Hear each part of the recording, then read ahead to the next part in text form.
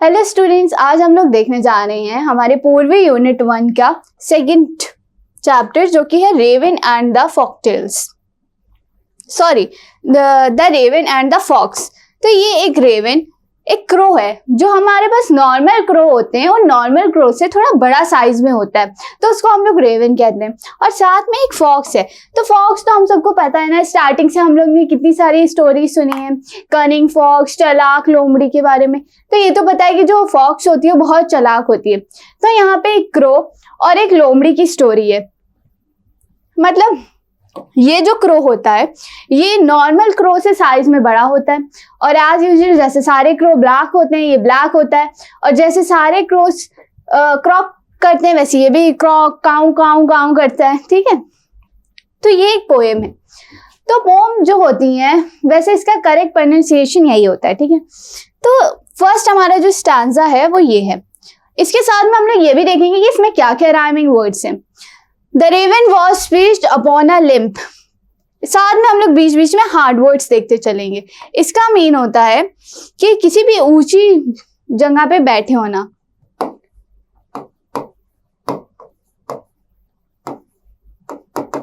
किसी भी ऊंची जगह पे बैठे होना, upon a limb। And Reynard the fox looked up at him। The raven, यहाँ पे रिनार्ड जो है ये हमारी फॉक्स का नाम है। For the raven held in his great big beak। Beak का मतलब होता है चोंच। जब हम लोग बीक लिखते हैं तो मतलब हम लोग बात कर रहे हैं चोंच। मॉर्सल का मतलब होता है पार्ट ऑफ फूड, खाने का टुकड़ा। The fox would go far to seek। अब इसमें फर्स्ट हमारा राइमिंग जो पेयर है वो लिम हिम, एक पेयर हमारा ये हो गया। सेकंड है हमारा बीक सीक, ये सेकंड पेयर है। ठीक है, तो इसमें क्या होता है कि रेवन जो हमारा ये क्रो है, ये तो पता है ना कि रेवन की बात हो रही है तो हम लोग क्रो की बात कर रहे हैं, ये चीज तो भाई याद ही रखना कि ये क्रो है। ठीक है, तो ये जो हमारा क्रो है ये क्या होता है, ऊंचाई पे एक जगह पे बैठा होता है। लिम्ब हम लोग कह सकते हैं ब्रांच ऑफ ट्री, पेड़ की एक टहनी। तो जो हमारा क्रो होता है रेवन वो कहाँ बैठा होता है, एक ऊंचाई पे एक ब्रांच होती है, टहनी होती है पेड़ की, उस टहनी के ऊपर बैठा होता है क्रो हमारा। And Reynard the fox looked up at him. और एक फॉक्स जिसका नाम रिनार्ड है वो क्या उसको देख रही होती है। क्रो ऊपर बैठा है, जैसे कि मैं यहाँ पे बता सकती हूँ ये आपका एक ट्री है। ओके, इसमें बहुत सारी ब्रांचेस हैं, ये सारी इसकी ब्रांचेस हैं। ये ट्री है, इसकी बहुत सारी ब्रांचेस है। एक ब्रांच है इसकी जिसके ऊपर हमारा कौन बैठा है, क्रो। ये ब्रांच है जिसके ऊपर हमारा क्रो बैठा हुआ है, ये क्रो है। ठीक है, और नीचे हमारी फॉक्स बैठी हुई है।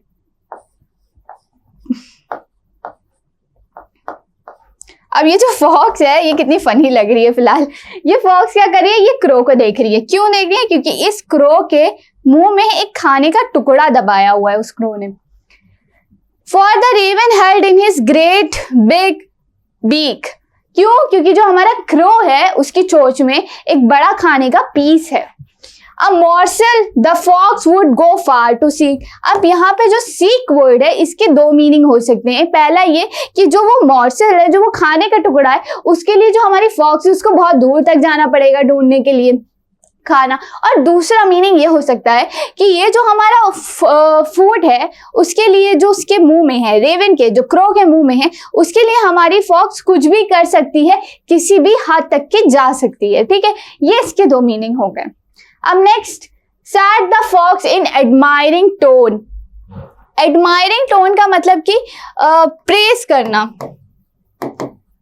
प्रेजिंग टोन में प्रेज करना, जब हम लोग किसी की तारीफ करते हैं प्यार से तो हम लोग उसको एडमायर वर्ड यूज करते हैं। माई वर्ड मतलब ओ माई गॉड, इस टाइप का वर्ड। ठीक है, sir raven you are a handsome bird.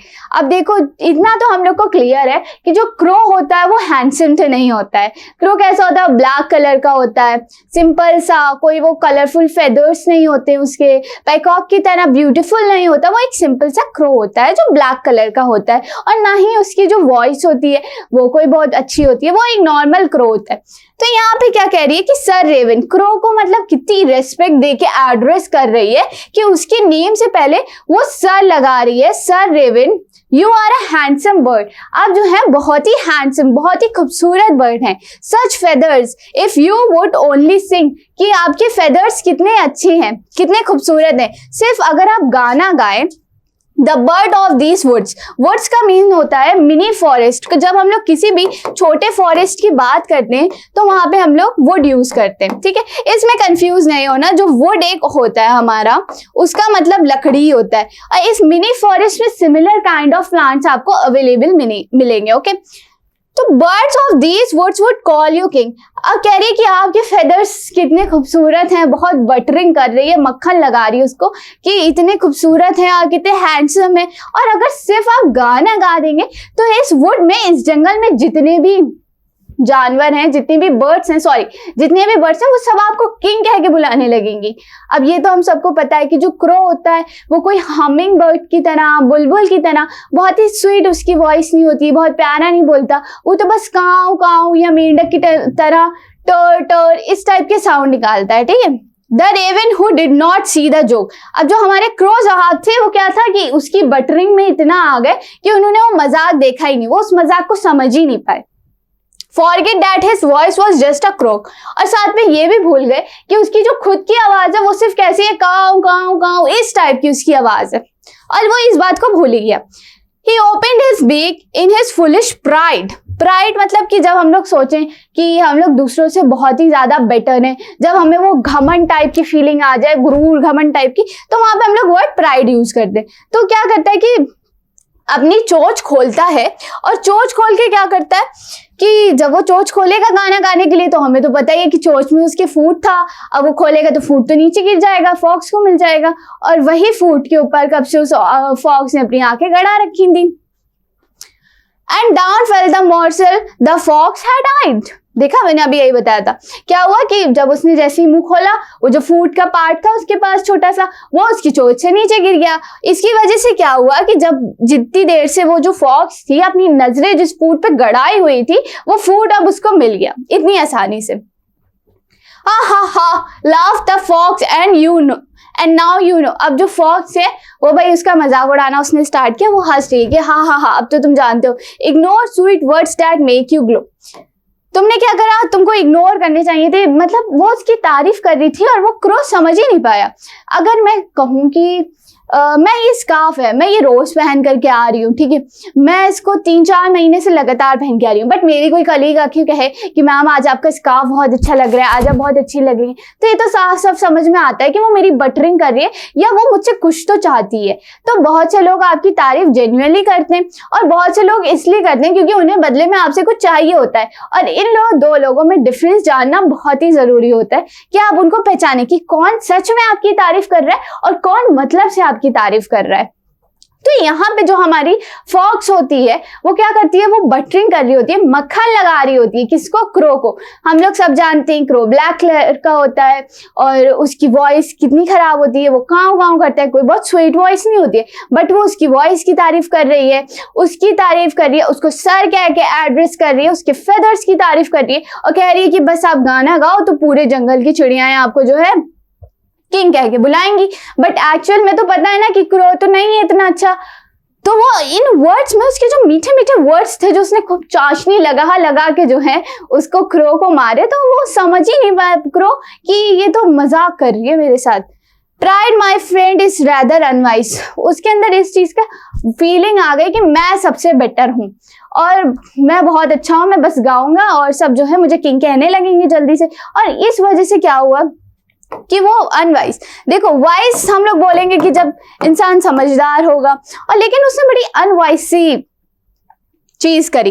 I am sure this teaching is quite a surprise. इसके बाद जो हमारे राइटर हैं वो कह रहे हैं कि मैं ये जानता हूँ कि ये जो टीचिंग है ये आपके लिए थोड़ी सी सरप्राइजिंग होगी। किसी ने भी नहीं सोचा था कि जो वो क्रो है वो फॉक्स की बातों में आ जाएगा। एक्चुअल में क्रो इतने फुलिश नहीं होते जितना इसमें दिखाया गया है। ओके, इसके बाद ये एक छोटी सी एक्सरसाइज है, फिल इन द ब्लैंक्स।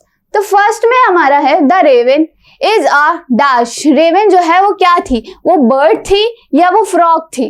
दो में से ऑप्शन दिए हुए, इनमें से वो क्या थी? यस यस यस, बताइए बताइए। तो रेवन हमारी बर्ड थी, क्रो था ना हमारा, क्रो, तो हम लोग क्रो को ही तो रेवन कह रहे थे। Next, the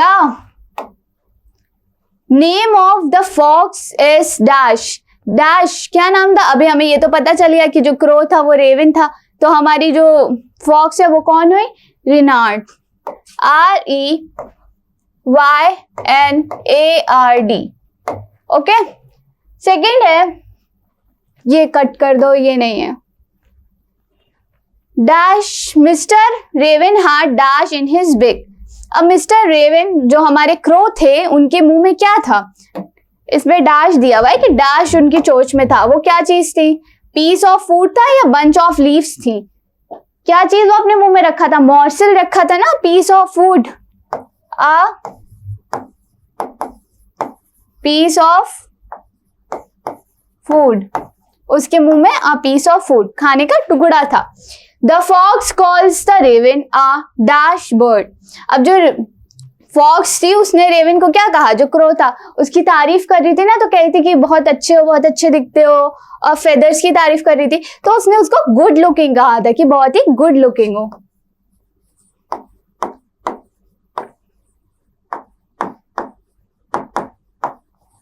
okay, the fox asked the raven to dash dance और सिंग। जो फॉक्स थी उसने क्या कहा था क्रो से कि डांस करो या सिंग करो? हाँ हाँ, बताओ बताओ जल्दी से। सिंग करो, यस वेरी गुड। उसने बोला था कि गाना गाओ। अरे वाह, आप लोग को तो आ गया। The raven and the fox live in the. Raven और फॉक्स कहाँ रहते थे? ट्रीज में। ट्री में तो फॉक्स नहीं रह सकती है, वो दोनों वुड्स में रहते थे। छोटा सा जंगल होता है ना, मैंने बताया था, वुड्स में। Okay, the raven dash that he croaked. जो रेवन था, कौन? क्रो। जो हमारा क्रो था वो क्या हो गया था? वो भूल गया था कि वो क्या नहीं कर सकता है, सॉरी वो क्या करता है, वो ये भूल गया था। वो क्रॉक क्रॉक काऊ काऊ काऊ करता है। यस, वो भूल गया था, फॉरगेट। उसको याद होता तो वो मुंह क्यों खोलता अपना गाना गाने के लिए? मुंह खोला ना उसने, तभी तो ये हुआ कि उसके मुंह से पीस चला गया। The raven open its beak to. Raven जो हमारा क्रो था, ओ ये फिर से आ गया सिंग। अभी तो यहाँ पे देखा था हमने sing. Dash the dash fell down. क्या गिरा नीचे? यस, जब उसने गाने के लिए मुंह खोला तो उसकी बीक से क्या गिरा था? Food. Okay good, very good. The fox dash at the raven. Fox क्या कर रही थी? रेवन के ऊपर हंस रही थी या देख रही थी? हंस रही थी ना, क्योंकि उसने क्या किया? फुलिश था, वो बेवकूफ बन गया। Laughed. It is not dash to be too proud to oneself. Vice.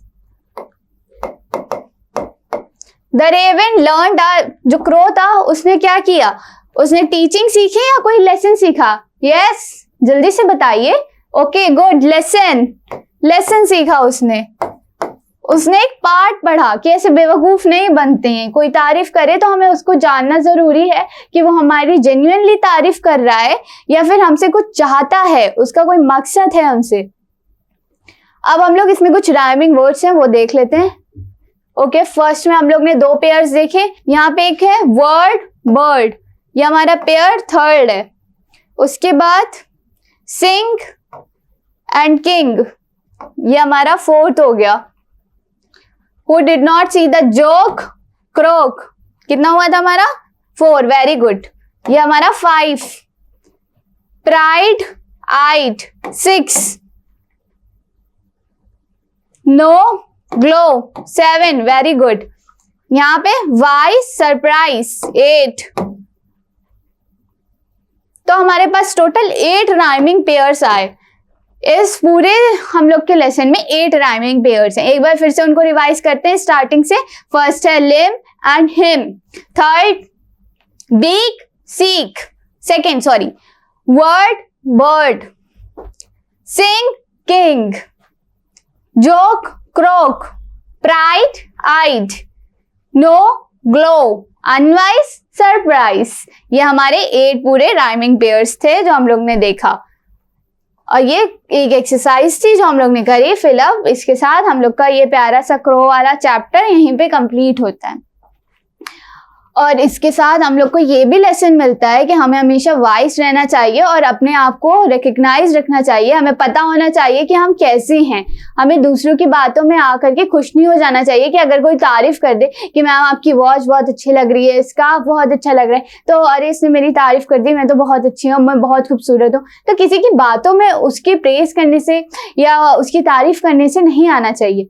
हमें पता होना चाहिए कि मैं कैसी हूँ, मेरी वॉइस कैसी है। तो जब भी कोई मेरी तारीफ करेगा तो मुझे, अगर वो मेरी गलत भी तारीफ कर रहा होगा कि आपकी वॉइस बहुत अच्छी है, अगर मेरी आवाज खराब है तब भी वो ऐसा कह रहा है, तो मुझे पता होगा कि ये जो है मुझसे कुछ तो चाहता है, वरना मेरी आवाज तो नहीं अच्छी है, ये क्यों तारीफ करेगा मेरी। कोई तो मकसद है इसका, कोई तो रीजन है इसका कि ये इतना एडमायर कर रहा है। तो हमें इसके लिए अपने आप को खुद को रिकग्नाइज करना बहुत जरूरी है। और जब भी कोई तारीफ करे तो हमें पता होना चाहिए कि वो किस वे में कर रहा है। इसी के साथ ये प्यारे से हमारा लेसन यहीं पे खत्म होता है। Thank you for watching. और अगर आपको ये अच्छा लगा तो आज इस चैनल को सब्सक्राइब करें एंड बाय बाय।